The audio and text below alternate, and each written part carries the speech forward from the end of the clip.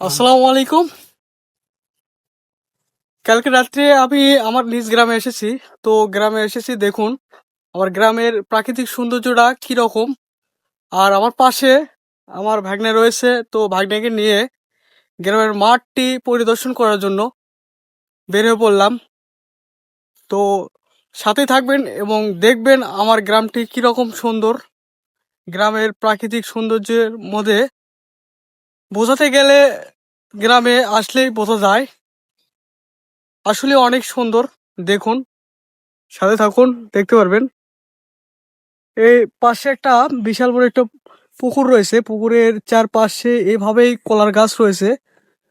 তো দেখলেই বোঝা যায় সৌন্দর্যের আরেকটা রূপ হচ্ছে গ্রামের, বাংলার গ্রাম। সেই গ্রামেই আমার জন্ম। সবাই ভালো থাকবেন। ভিডিওটি কেমন লাগলো একটু কমেন্টের মাধ্যমে জানাবেন।